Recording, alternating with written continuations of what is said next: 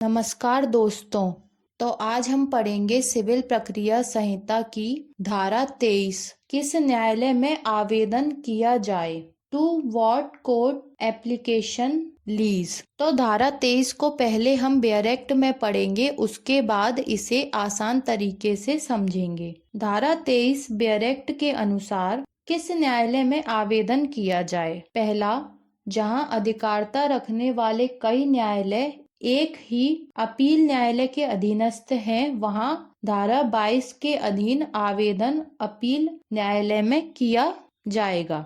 दूसरा, जहां ऐसे न्यायालय विभिन्न अपील न्यायालयों के अधीन होते हुए भी एक ही उच्च न्यायालय के अधीनस्थ हैं, वहां वह आवेदन उक्त उच्च न्यायालय में किया जाएगा। तीसरा, जहां ऐसे न्यायालय विभिन्न उच्च न्यायालयों के अधीनस्थ हैं, वहां आवेदन उस उच्च न्यायालय में किया जाएगा जिसकी अधिकारिता की स्थानीय सीमाओं के भीतर वह न्यायालय स्थित है जिसमें वाद लाया गया है।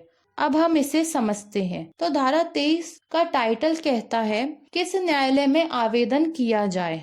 तो किस न्यायालय में आवेदन किया जाए यह तो हमें धारा 23 में पता चलेगा, लेकिन कौन सा आवेदन किया जाए? तो यहाँ पर आवेदन की जो बात की जा रही है वह आवेदन है धारा 22 का। धारा 22 में कहा गया है कि प्रतिवादी वाद को अंतरित कराने के लिए, वाद को ट्रांसफर कराने के लिए एक न्यायालय से दूसरे न्यायालय में वाद अंतरित कराने के लिए, ट्रांसफर करवाने के लिए आवेदन न्यायालय में लगाता है। वह किस न्यायालय में आवेदन लगाएगा यह हमें बताया गया है धारा 23 में। तो धारा 23 धारा 22 को ही आगे बढ़ाती है। धारा 22 में बताया गया है अंतरण के लिए आवेदन लगाने की प्रतिवादी की शक्ति, और प्रतिवादी किस न्यायालय में आवेदन लगाएगा यह बताया गया है धारा 23 में।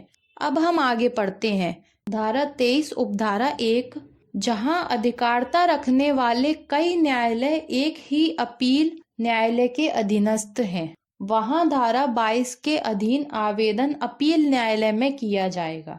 तो किसी केस में अधिकारिता रखने वाले एक या एक से अधिक न्यायालय या कई न्यायालय हैं और वह सभी एक ही अपील न्यायालय के अधीनस्थ हैं, मतलब उसके अधीन कार्य करते हैं, उसके अंडर में रहते हैं, वहां धारा 22 के अधीन जो अंतरण का आवेदन प्रतिवादी के द्वारा लगाया जाएगा वह अपील न्यायालय में लगाया जाएगा या वह आवेदन अपील न्यायालय में किया जाएगा। इसके बाद धारा 23 की उपधारा 2 कहती है कि जहां ऐसे न्यायालय विभिन्न अपील न्यायालयों के अधीन होते हुए भी एक ही उच्च न्यायालय के अधीनस्थ हैं, वहां वह आवेदन उक्त उच्च न्यायालय में किया जाएगा। तो लिखा हुआ है कि जहां ऐसे न्यायालय विभिन्न अपील न्यायालयों के अधीन होते हुए भी, तो जहां पर ऐसे न्यायालय विभिन्न अपील न्यायालयों के अधीन है, मतलब उनके ऊपर के जो अपील न्यायालय हैं वह बहुत सारे हैं, मतलब सभी के लिए अलग अलग अपील न्यायालय है। तो जहां ऐसे न्यायालयों के विभिन्न अपील न्यायालय यानी कि सभी के लिए अलग अलग अपील न्यायालय, विभिन्न अपील न्यायालय, तो इन अपील न्यायालयों के अधीन होते हुए भी एक ही उच्च न्यायालय, मतलब कि यह सभी विभिन्न अपील न्यायालय एक ही उच्च न्यायालय के अधीनस्थ हैं, उसके अधीन रहते हैं, उसके अधीन कार्य करते हैं, वहां वह आवेदन उक्त उच्च न्यायालय में किया जाएगा, यानी कि वहां वह आवेदन उस एक उच्च न्यायालय में किया जाएगा।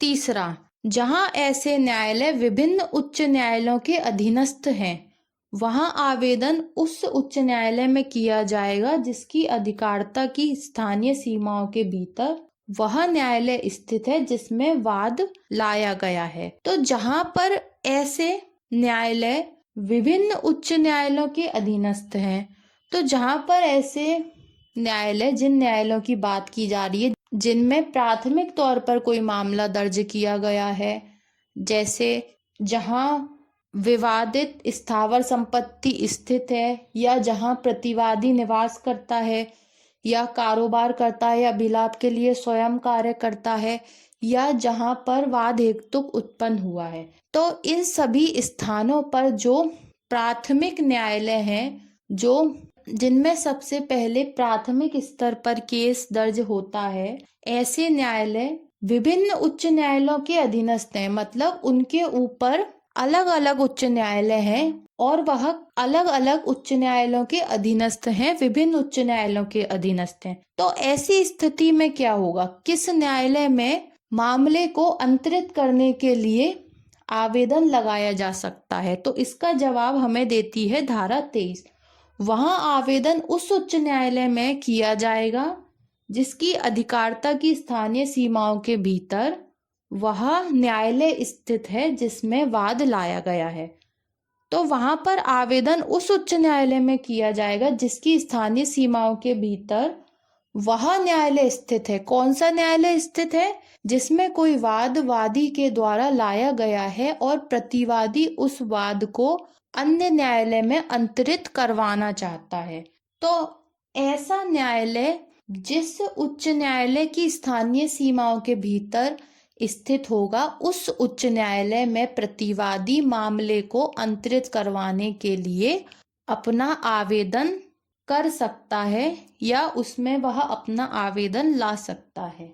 धारा 16 से लेकर 20 में वादी को बहुत सारे विकल्प प्राप्त हैं कि वह अपना मामला उन सभी विकल्पों में से किसी एक विकल्प या किसी एक स्थान पर दर्ज कर सकता है। जैसे कि जहां वह विवादित स्थावर संपत्ति स्थित है, या जहां प्रतिवादी निवास करता है, या जहां प्रतिवादी कारोबार करता है, या जहां प्रतिवादी अभिलाप के लिए स्वयं कार्य करता है, या फिर जहां वाद हेतु उत्पन्न होता है। तो इन 4-5 स्थानों में से किसी भी एक स्थान पर वादी अपना केस दाखिल कर सकता है। अब सवाल यह उठता है कि प्रतिवादी को क्या अधिकार है? ऐसे तो प्रतिवादी के साथ अन्याय हो जाएगा। तो प्रतिवादी को केस को अंतरित करने की शक्ति है। मतलब प्रतिवादी न्यायालय को उचित कारण बताकर अपने मामले को उस न्यायालय में से जिस न्यायालय में वादी ने मामला दर्ज किया है, उस न्यायालय में से उचित कारण बताकर किसी अन्य न्यायालय में अपने मामले को अपनी सुविधा के अनुसार अंतरित करवा सकता है। प्रतिवादी को यह अधिकार प्राप्त है धारा 22 के अंतर्गत। और धारा 23 में यह बताया गया है कि मामले को अंतरित करवाने के लिए प्रतिवादी किस न्यायालय में अपना आवेदन कर सकता है। अब हम धारा 23 को संक्षिप्त में समझ लेते हैं। तो धारा 23 हमें बताती है कि प्रतिवादी मामले को अंतरित करवाने वाला आवेदन किस न्यायालय में कर सकता है। पहला, मामले में अधिकारिता रखने वाले कई न्यायालय हैं और वह सभी एक ही अपील न्यायालय के अधीनस्थ आते हैं, तो प्रतिवादी उस एक अपील न्यायालय में आवेदन कर सकता है। दूसरा, यदि ऐसे न्यायालय जो विभिन्न अपील न्यायालयों के अधीन होते हैं, मतलब सबके लिए अलग अलग अपील न्यायालय है, ऐसी स्थिति में सभी अपील न्यायालय जिस एक उच्च न्यायालय के अधीनस्थ होंगे, उस उच्च न्यायालय में आवेदन किया जाएगा। तीसरा, जहां ऐसे न्यायालय विभिन्न उच्च न्यायालयों के अधीनस्थ है, मतलब सभी के लिए अलग अलग उच्च न्यायालय हैं, ऐसी स्थिति में आवेदन उस उच्च न्यायालय में किया जाएगा जिसकी स्थानीय अधिकारिता के भीतर वह मामला दर्ज किया गया है जिसे प्रतिवादी के द्वारा अंतरित करवाना है। तो प्रतिवादी के द्वारा जिस मामले को अंतरित करवाना है, वह मामला जिस उच्च न्यायालय की स्थानीय अधिकारिता के भीतर आता है, उस उच्च न्यायालय में अंतरित करवाने के लिए आवेदन प्रतिवादी कर सकता है। तो यह थी सिविल प्रक्रिया संहिता की धारा 23। अब मिलते हैं अगले लेक्चर में। धन्यवाद।